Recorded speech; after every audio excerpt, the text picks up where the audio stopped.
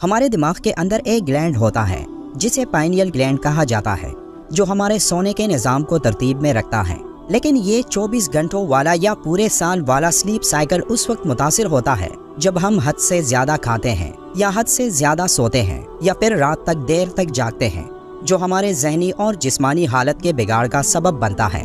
جس سے یہ ہوتا ہے کہ ہماری روزمرہ زندگی میں مسائل بڑھنا شروع ہوتے ہیں، اور یہی مسائل جب ہمارے گھروں میں داخل ہوتے ہیں تو اس سے گھر کا ماحول بھی بگڑ جاتا ہے۔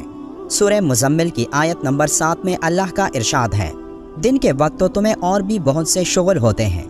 جب ہم رات میں آرام کرتے ہیں تو یہی آرام ہمیں دن کے وقت اپنے کام کو مکمل کرنے میں مدد دیتا ہے۔ جب دن کی روشنی غائب ہو جاتی ہے تو ہمارے دماغ میں موجود پائنیل گلینڈ میں ایک ہارمون جسے میلاٹونن کہا جاتا ہے، اس کی پیداوار میں اضافہ ہوتا ہے، جو ہمیں نیند جیسی نعمت کو پورا کرنے میں مدد کرتا ہے۔ سائنس کے مطابق رات کو 1 گھنٹے کی نیند جسم میں موجود تھکاوٹ کو دور کر دیتی ہے، اور مسلسل 3 گھنٹے کی نیند ایک صحت مند انسان کے لیے کافی ہوتی ہے۔ اور نیند کا یہ بیلنس کئی احادیث میں بھی بیان فرمایا گیا ہے کہ عشاء کی نماز کے بعد سو جایا کرو۔ جو لوگ عشاء کی نماز کے بعد سوتے ہیں وہ یہ 3-4 گھنٹے نیند پوری کر کے پورے دن کے لیے خود کو ریچارج کر لیتے ہیں۔ لیکن سوال یہ ہے کہ رات کے باقی حصے میں جاگ کر کوئی کیا کرے؟ تو اس کا جواب سورہ مزمل کی آیت نمبر 2، 3 اور 4 میں اللہ نے یوں فرمایا ہے، رات کو نماز میں کڑے رہا کرو مگر کم، آدھی رات یا اس سے کچھ کم کر لو یا اس سے کچھ زیادہ بڑھا دو، اور قرآن کو خوب ٹہر ٹہر کر پڑھو۔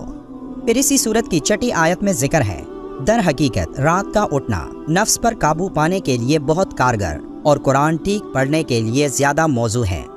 اس آیت میں رات کے جس پہر کا ذکر ہے تو اس وقت رات گہری ہوتی ہے اور نیند کا غلبہ زیادہ ہوتا ہے، اور یہی وہ وقت ہوتا ہے جو پورے 24 گھنٹوں میں ایک انسان کے لیے سب سے زیادہ فائدہ مند ہوتا ہے۔ یہ وقت تہجد کی نماز کا وقت ہوتا ہے، جب ایک انسان براہ راست اللہ کے سامنے کھڑا ہو کر اس کی عبادت میں مصروف ہوتا ہے، جبکہ اللہ کی خاص رحمت بندوں کی طرف متوجہ ہوتی ہے۔ حدیث میں فرض نماز کے بعد سب سے افضل اسی نماز کو قرار دیا گیا ہے، اور آپ صلی اللہ علیہ وآلہ وسلم کا ارشاد ہے، تم رات کی نماز کو اپنے لیے لازم کر لو، کیونکہ وہ تم سے پہلے کے نیکوکار لوگوں کا طریقہ رہا ہے اور اللہ سے نزدیکی کا ذریعہ ہے، گناہوں کو مٹانے اور برائیوں سے روکنے والی ہیں۔ ایک اور حدیث میں ہے، اللہ اپنے بندے سے زیادہ قریب رات کے آخری درمیانی حصے میں ہوتا ہے، اس لیے اگر تم سے ہو سکے کہ ان لوگوں میں شامل ہو جاؤ جو اس وقت اللہ کو یاد کرتے ہیں تو ضرور ایسا کرو۔